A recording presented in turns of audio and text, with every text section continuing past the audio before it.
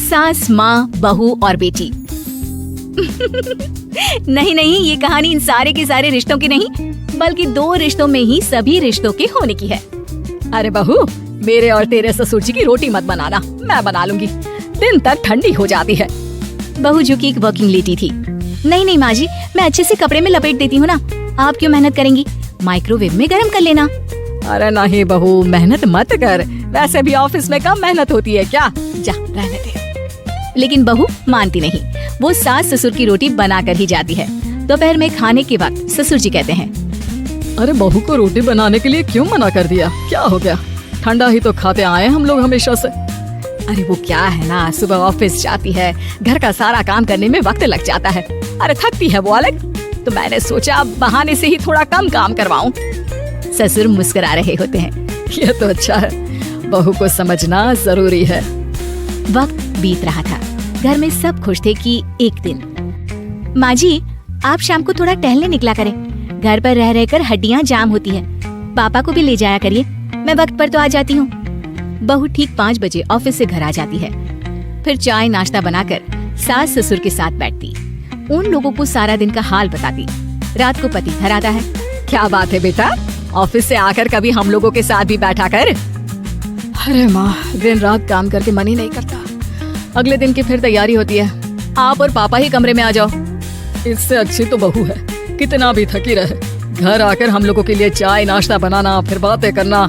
बहू ना होती तो हम बुढ़ा बुढ़िया तो बैठे ही रह जाते। सास और ससुर अब बहू के कहने पर शाम की सैर पर निकलने लगते हैं। सास की कई सहेलियां बनती है तो ससुर को भी कुछ बुजुर्ग लोगों का ग्रुप मिल जाता है।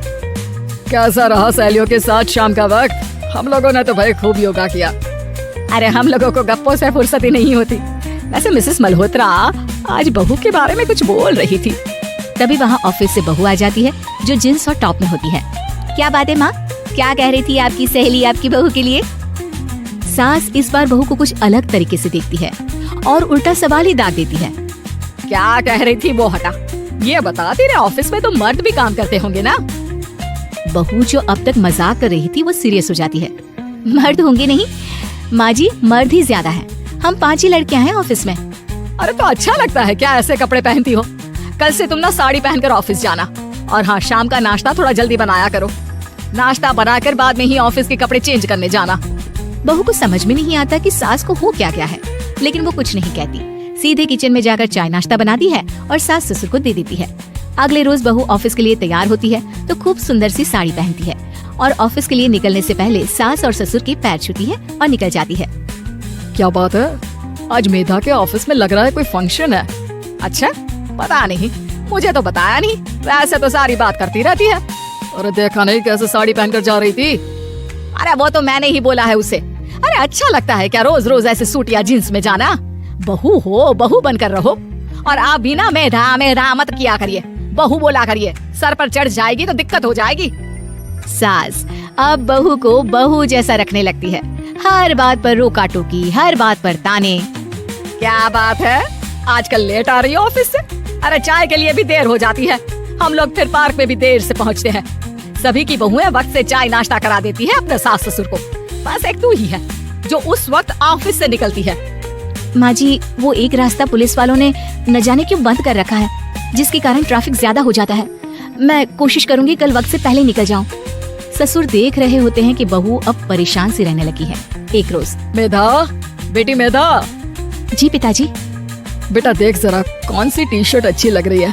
वो क्या है ना, शाम को सब बदल बदल कर टी शर्ट पहनते हैं, मैं भी सोच रहा हूँ कि आज कुछ अच्छा सा पहन कर जाऊँ। हाँ पिताजी, ये सही है, ये लाल वाली ना बहुत जचेगी आप पर, मेरे पापा पर भी डार्क रंग बहुत जचता है। क्या चल रहा है? अरे ससुर के सामने घूंघट तो छोड़ो, ऊपर से रंग बताया जा रहा है टी शर्ट का। अरे बहू, कोई संस्कार दिए नहीं है क्या तेरी माँ ने? बहू इस बार बहुत निराश हो जाती है, वो वहाँ से तुरंत अपने कमरे में चली जाती है। अब बहू घर का सारा काम करती, ऑफिस जाती, लेकिन साड़ी और सर पर पल्ला लेकर। एक बार पड़ोसन उनके घर आती है। वाह सुमित्रा बहन, बहू का तो रूप ही बदल दिया, ठीक किया, बहू बहू जैसी ही अच्छी लगती है। अच्छा चलती हूँ मैं। पड़ोसन के जाने के बाद सास बड़ी अकड़ के साथ कहती है, देखा मेरा कमाल, कैसे मैंने मेधा बहू को कंट्रोल में कर लिया।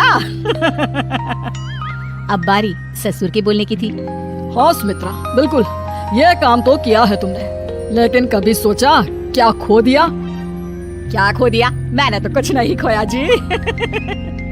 खोया है। पहले बहू जब ऑफिस जाती तुम्हारे पैर छूकर तुम्हें गले लगाती, लेकिन अब सिर्फ पैर छूती है। हाँ जी, ये बात तो आप ठीक बोल रहे हैं। पहले घंटों हम लोगों से बात करती, कमरे में न जाती, ऑफिस से आते ही खुद की चाय, खाना, नाश्ता सब हम लोगों के साथ करती, सारी बात बताती। लेकिन क्या तुम्हें पता है, बहू की तबीयत खराब चल रही है, वो माँ बनने वाली है। ये बात मुझे बेटे ने बताई कि तुम्हें बता दूं। अब सास की आंख में आंसू थे। वो समझ गई थी कि लोगों के कहने में आकर उसने क्या खो दिया। शाम को बहू घर आती है तो माँ किचन में पकोड़े तल रही होती है। अरे माँ जी, आप रहने दीजिए ना, मैं आ तो रही थी। अरे नहीं, जा तू चेंज कर ले, मैं नाश्ता और चाय टेबल पर ही लगा रही हूँ। मेधा। सास के मुंह से अपना नाम सुनकर बहू को बहुत अच्छा लगता है। माँ जी, कोई गलती हो गई है क्या? मेरे होते हुए आप काम करे, ये ठीक नहीं है। संस्कारी और समझदार बहू सास को माँ समझती है, लेकिन सास की बेवकूफी उसे सास ही बना कर रखती है।